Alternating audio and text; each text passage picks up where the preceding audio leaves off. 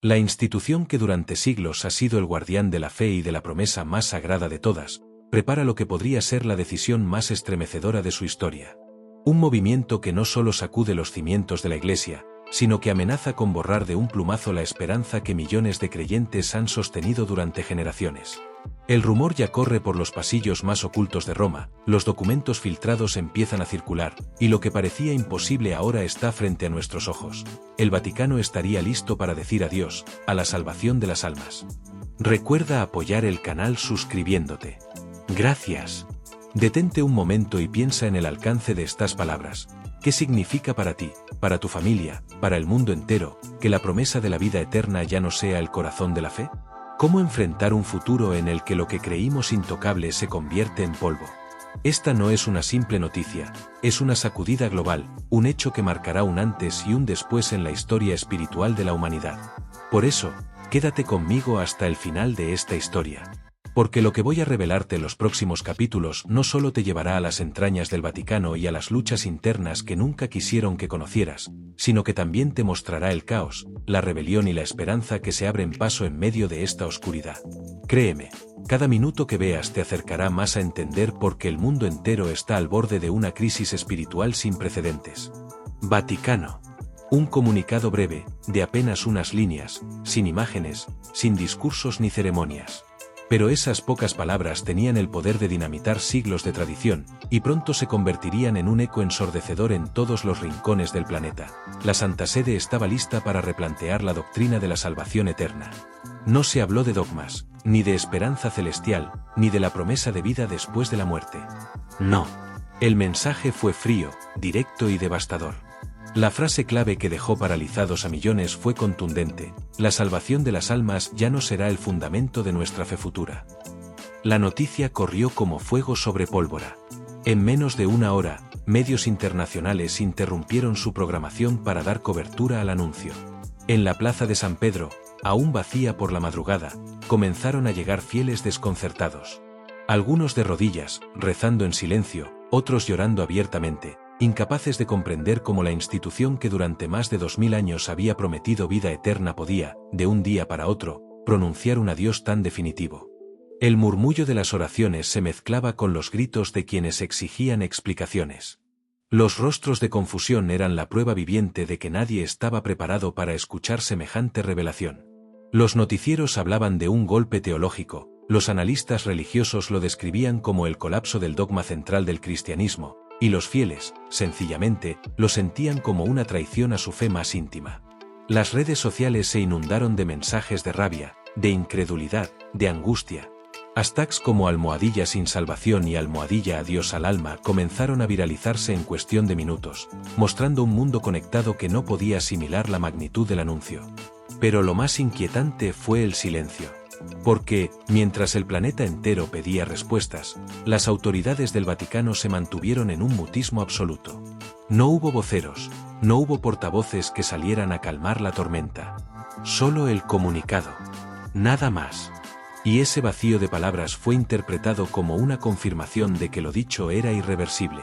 El desconcierto creció aún más al saberse que este texto no había sido filtrado por error ni malinterpretado. Había sido publicado en los canales oficiales, bajo el sello directo de la Santa Sede. Esa mañana, el mundo amaneció distinto. Familias enteras se reunieron alrededor de los televisores, preguntándose qué pasaría con sus creencias, con las oraciones de sus antepasados, con las promesas de una vida después de la muerte que habían dado sentido a generaciones. En muchos hogares reinó el silencio. Un silencio cargado de miedo, como si las paredes mismas escucharan una verdad que nadie quería aceptar. La Iglesia, que siempre había hablado de esperanza, se encontraba ahora bajo acusaciones de haber traicionado a millones de almas. Y aunque este solo era el inicio de la tormenta, estaba claro que aquel anuncio marcaría un antes y un después en la historia de la humanidad. Algo se había roto esa madrugada en Roma. Algo que ni los más devotos ni los más escépticos podrían ignorar jamás. Tras el estremecedor anuncio que recorrió el planeta, comenzaron a surgir versiones que parecían demasiado inquietantes para ser ignoradas. ¿Cómo podía una institución tan sólida, tan hermética y tan cuidadosa con cada palabra, atreverse a pronunciar semejante sentencia contra la fe? La respuesta no estaba en lo ocurrido ayer ni en lo que ocurrió el mes pasado, sino en un secreto que habría sido cultivado en las sombras durante décadas, protegido por los muros más impenetrables del Vaticano. Diversos documentos filtrados, algunos con sellos antiguos y otros escritos en clave, comenzaron a circular entre periodistas y académicos. Se trataba de cartas privadas entre obispos y teólogos, de informes internos que jamás debieron salir a la luz, y de reuniones en las que se discutía algo impensable. La salvación eterna no era un don divino, sino un concepto creado, pulido y sostenido por la Iglesia para dar esperanza en tiempos de guerras, pandemias y caos. Según esas filtraciones, ya en la década de los 60 algunos cardenales habían planteado que el dogma de la salvación era insostenible frente al avance de la ciencia y la modernidad. Lo que en su momento pareció un debate aislado se convirtió, con los años, en una corriente silenciosa que atravesó las altas jerarquías. En 1983, un documento clasificado conocido como Memorándum de la Eternidad habría circulado entre un grupo selecto de cardenales. En él, se analizaba con frialdad el impacto psicológico que la promesa de la salvación tenía sobre los fieles, concluyendo que era el eje emocional de la fe, pero no una verdad comprobable. Esa frase, escrita con la rigidez de un análisis académico, contenía una carga explosiva que nunca se hizo pública, hasta ahora. La pregunta que surge es inevitable: ¿cuántos papas conocieron este secreto y lo callaron? Testimonios anónimos de sacerdotes y archivistas aseguran que en los pasillos subterráneos del Vaticano, en la célebre biblioteca prohibida donde se guardan los textos más peligrosos para la fe, existían libros antiguos que ya ponían en duda la idea de la salvación eterna. Escritos atribuidos a teólogos medievales, notas de debates entre los primeros concilios e incluso manuscritos de herejes que nunca vieron la luz, todos coincidían en algo inquietante: la salvación, tal como fue predicada, podía ser un invento humano destinado a mantener unida a la Iglesia en épocas de incertidumbre. Suscríbete al canal, gracias. El comunicado del Vaticano no tardó en transformarse en un terremoto que atravesó fronteras, culturas y credos. Lo que comenzó como un anuncio desde Roma se convirtió en cuestión de horas en un fenómeno global de desesperación y miedo. El planeta entero parecía detenido en un mismo instante. La promesa de salvación, esa chispa de esperanza que había acompañado a la humanidad durante siglos, estaba siendo desmantelada ante los ojos de millones. En América Latina, donde la fe es parte del pulso cotidiano, las iglesias se llenaron de multitudes confundidas. Familias enteras acudieron a misa esperando que sus párrocos desmintieran el anuncio, que dijeran que todo era un malentendido, que recordaran con firmeza que la vida eterna era real. Pero la mayoría de los sacerdotes se encontraban tan desconcertados como los fieles. Algunos lloraban en el púlpito, otros simplemente guardaban silencio, incapaces de pronunciar palabras que no estaban seguros de creer. En México, Brasil y Argentina, hubo templos que cerraron sus puertas con cadenas, dejando a cientos de personas afuera, arrodilladas en las aceras, rezando entre gritos de angustia. En Europa, las imágenes eran igual de impactantes. En París, cientos de personas encendieron velas frente a Notre Dame, cubriendo la explanada con un mar de luces titilantes, como si esas llamas fueran lo único capaz de mantener viva una esperanza que se desmoronaba. En España, en ciudades como Madrid y Sevilla, procesiones espontáneas recorrieron las calles. No eran celebraciones, eran marchas silenciosas cargadas de dolor, donde los cantos religiosos sonaban como lamentos más que como alabanzas. En Italia, el corazón del catolicismo, las campanas de varias iglesias repicaron de manera continua durante toda una tarde, un gesto desesperado de sacerdotes que no sabían cómo enfrentar el derrumbe de la doctrina central de su fe. En África, comunidades enteras sintieron la traición de manera aún más profunda. Allí, donde la religión es un pilar de resistencia frente a la pobreza y los conflictos, el anuncio cayó como un mazazo. En aldeas de Nigeria y Kenia, líderes locales hablaron de un engaño histórico y convocaron a la gente a mantener su fe en silencio, fuera de los muros de la iglesia. La decepción era palpable. Generaciones enteras habían entregado su vida al sacrificio con la promesa de una eternidad que ahora parecía desvanecerse como humo. Asia, por su parte, mostró una reacción distinta, pero igualmente estremecedora. En Filipinas, la única nación mayoritariamente católica del continente, miles marcharon por las calles golpeando imágenes religiosas con rabia, como si con cada golpe intentaran expulsar la mentira que sentían haber heredado. En Japón, en Corea del Sur, en India, intelectuales comenzaron a debatir en foros televisivos si el cristianismo había llegado a su final como religión global. El pánico no solo estaba en las calles. también se vivía en lo más íntimo de los hogares. Familias enteras pasaron la noche en vela, discutiendo, llorando, intentando comprender qué hacer con sus creencias. Padres que ya no sabían qué decirle a sus hijos cuando preguntaban qué pasaría con ellos después de la muerte. Hijos que miraban con furia a sus mayores, acusándolos de haber transmitido una fe que ahora parecía un engaño. En hospitales, enfermos terminales preguntaban desesperados a sus capellanes si aún podían esperar una vida más allá del dolor. Y los capellanes, con lágrimas en los ojos, no tenían respuesta. Los sociólogos hablan de un fenómeno único, un vacío espiritual global.